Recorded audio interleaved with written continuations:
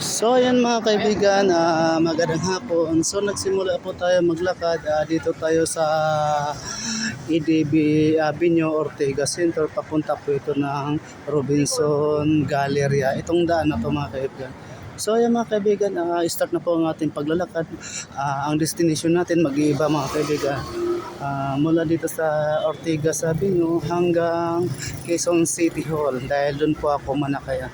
So baybayin ko po ang EDSA to GME Kamuning, then it's Avenue papuntang Quezon City Hall. Ayan mga kaibigan, naglalakad na po tayo.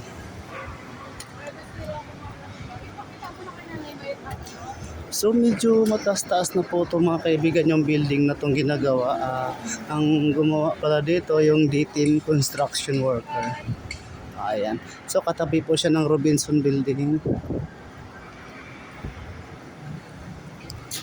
Ayan mga kaibigan, medyo maganda naman ang panahon kaya challenge po natin to para lalakarin natin ang ating pupuntahan. So yun mga kaibigan, susubukan ko lang po maglakad kung anong oras ako makarating doon sa papuntang SM Fairview. So mula dito mga kaibigan sa Ortigas hanggang SM Fairview to mga kaibigan ang lalakarin ko. Uurasan ko po mga kaibigan o hanggang anong oras ako makarating doon. Kaya yun mga kaibigan, challenge ko to mga kaibigan at susubukan ko talaga mga kaibigan kung kakayanin ko ba talaga. So yung mga kaibigan, kung kayo po ay hindi nyo naman kaya, so wag nyo lang po susubukan, baka kayo mapagod lang. Sa akin, handa na po ako mapagod, basta lang ma-try kong lalakarin to. Ay mga kaibigan, ang laki ng construction din naman. Ayan, so ayan mga kaibigan, maganda po maglakad kasi, lalo nang una, maganda po panahon.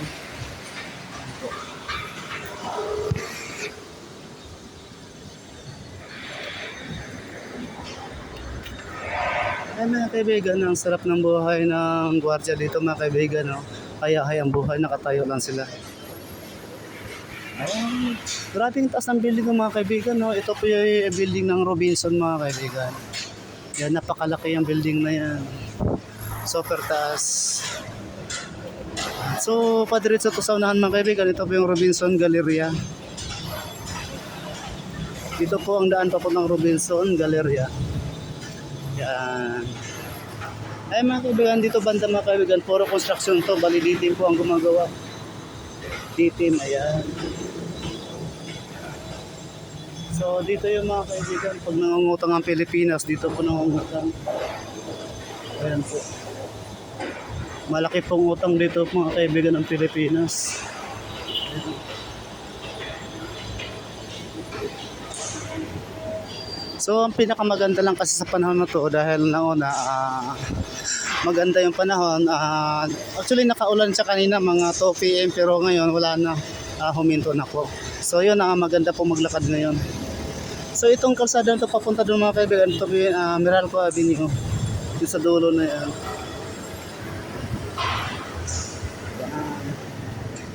Ito po, padiretso na po tayo ng EDSA.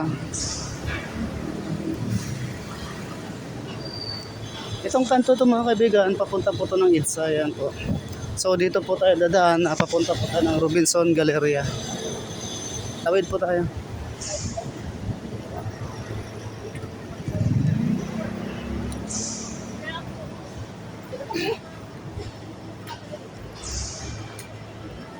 So ayan na po ang Robinson Galleria mga kaibigan, nakikita na po natin, yan po.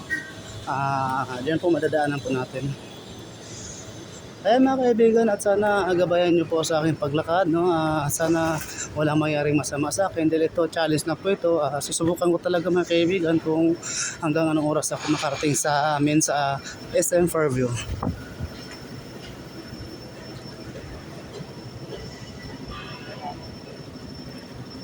So mga kaibigan, kung hindi ko man matatapos tong video na to, i-edit ko na lang po mamaya kasi medyo mahaba po tong video na to.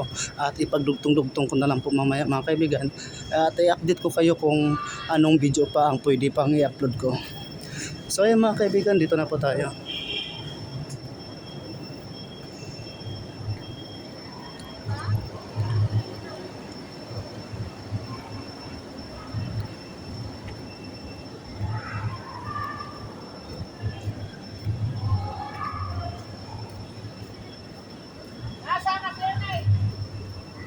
Yan mga kaibigan, talaga magsasawa ka talaga sa paglalakad na to dahil unang-una napakalayo po itong lalakarin ko. So ayan po, talagang magbabaon ka talaga ng lakas at tibay dahil unang-una hindi mo kakayanin kung talagang mahina ang resistensya mo. Ito po yung Robinson.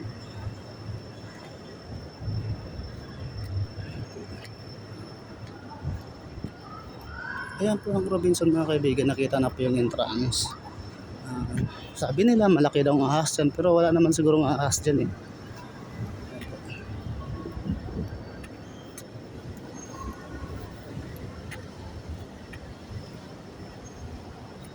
Ayan mga kaibigan, makikita na po natin yung EDSA.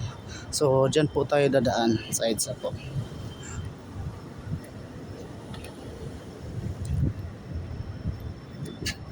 So mga kaibigan, kung hindi ko man maputol tong video na to, magdudugtong na lang po ako another video para ho makarating hanggang sa makarating tayo papuntang SM Fairview. Kasi yan po ay kailangan natin susubukan para matry natin.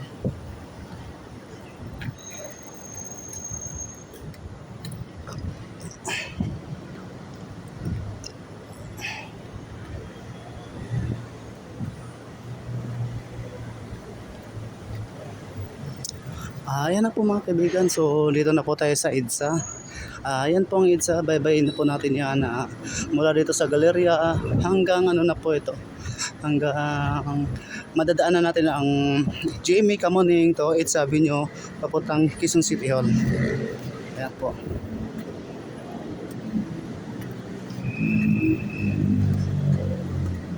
So medyo mahaba-haba tong video to mga kaibigan kasi malayo-layo din po kasi lalakarin ko. Kaya kung hindi man matatapos to, dugtungan ko na lang po maya-maya.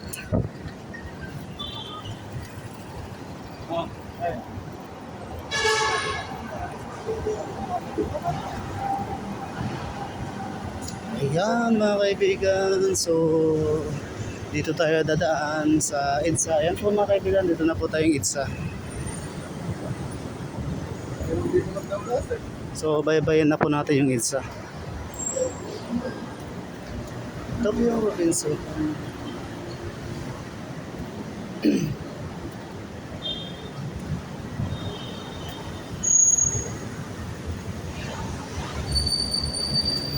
So challenge lakad tayo ngayon mga kaibigan, no? Para naman na-exercise ang ating mga buto-buto. Ayan po. So sa amin sa probinsya naman namin mga kaibigan, buntok pa ngayon nilalakad namin. Ito pa kaya.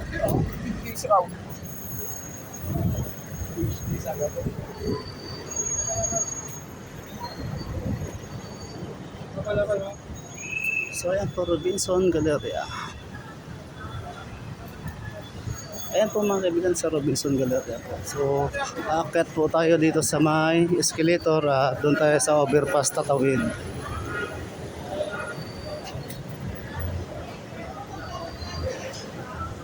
So dito mga kaibigan, aakyat po tayo. Doon po tayo tatawid sa kabila. Ayan. Aakyat po tayo dito. So ito po yung paakyat papuntang Robinson loob. Entrance po ng Robinson Galleria. Ayan po mga kaibigan. So dito po tayo dadaan.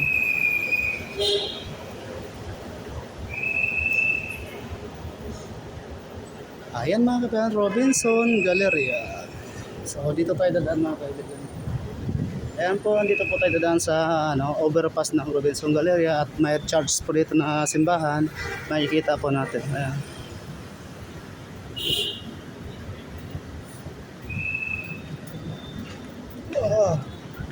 Ay mga kaibigan, napapansin ko, si tatay naglalakad nasa taas ng overpass. Ayan Ayan, naglalakad si kuya Ayan, di ba bawal maglakad dyan? O tingnan mo, naglalakad siya. So ayan mga kaibigan, habang nag-video ako, nakikita ko si kuya naglalakad. Bakit hindi siya hinuli? Di ba bawal yun? Ayan mga kaibigan, naglalakad si kuya.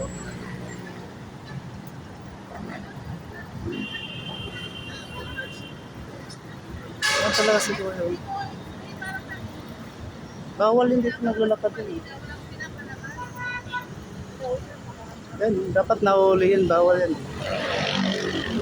Kaya si Boy naglalakad oh. So nasa taas po siya ng overpass. Ang ikot niyan, POE. So saan ka galing yun? Siguro doon. Doon siya galing, no? Doon siya galing. Yan, tapos umakyat siya dyan. Umakyat siya dyan, tapos doon siya. Yan mga kaibigan. So ayan po yung Robinson Galleria. So ito po yung church.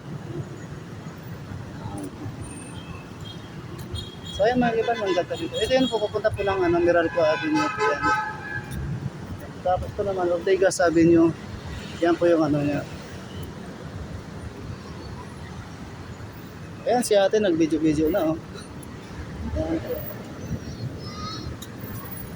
Yeah, maganda videoan dito. Ayan po. So ayan po mga kaibigan, medyo nagkaroon po ng stop. Habang dito po natutulog po siya. Ayan po, kawawa po siya. So kung may pera lang ako mga kaibigan, bibigyan ko na sana yung kaso lang wala rin akong pera. Ayan, so pasensya na lang, pagbalik ko na lang po, bibigyan ko kayo. So ayan, bali doon tayo, doon ho tayo bababa kasi doon tayo dadaan.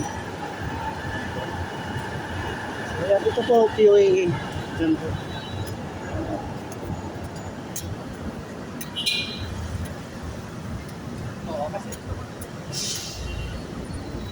So ayan mga kaibigan, dito ho tayo dadaan kasi dito po tayo babaybay. Diyan po tayo dadaan papuntang Jimmy Kamuning. Madaanan po natin yung Cubao. Ayan po mga kaibigan.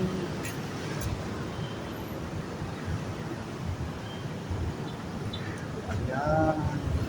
So habang naglalakad ako mga kaibigan, nakita ko yung dalawang chicks oh. Panay silip sa cellphone nila. Akala nila nagkakaroon na sila ng boyfriend pero hindi pala. Lulukuhin lang kayo niya. Huwag kayo magpadala sa text o tawag. So dito mga kaibigan, drugtong na po.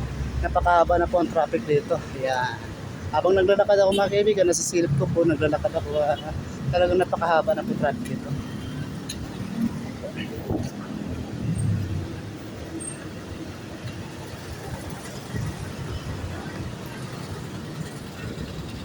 Ayan mga kaibigan, medyo mahaba na po yung oras sa ating pag-video. So, antayin lang natin kung hanggang kailan to ang video matatapos. So dito mga kaibigan, nakita ko, kawawa sila, natutulog na po. Ayan. Tapos si ate, ayan po yung bata po niya, kawawa po yung anak niya. Ayan.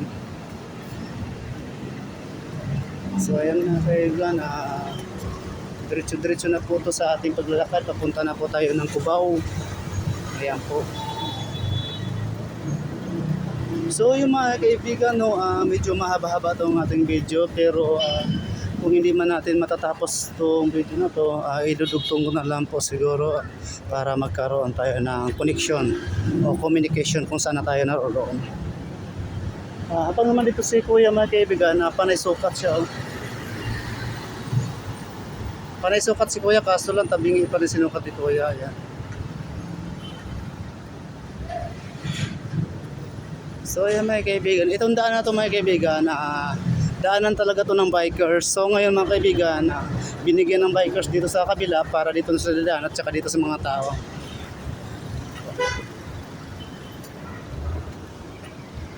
Ayan mga kaibigan, so pag maabutan natin sila at ikausapin natin kung naglalakad din sila.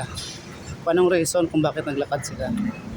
So tumatakbo si ate, tuwang-tuwa siya sa binabasa niyang chat siguro. Siguro napasagot na siya sa niligawan niyang lalaki. So marami din naglalakad mga kaibigan. No? Akala mo talaga sila ay pauwi na rin niya sa kanilang galing sa trabaho.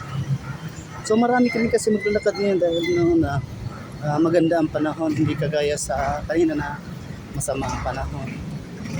So ngayon po talaga maganda ang panahon maglakad. Ayan po. Kaya? So banda rito, matraffic na talaga yan.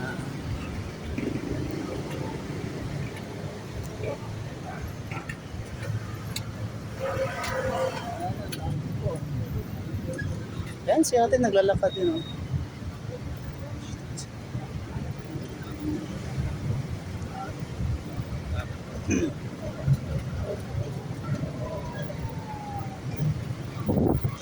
Ayan mga kaidol, talagang alas 4 pala ng hapon, mahaba na ang traffic dito sa EDSA. Ayan po. So sila akti naman maglakad ang mga babae. Papa, kung bilis-bilis maglakad, akala mo taga-bundok oh. Akala mo ano eh. Ayan ang limarte mga kaibigan, dyan ang tren oh. Bye-bye!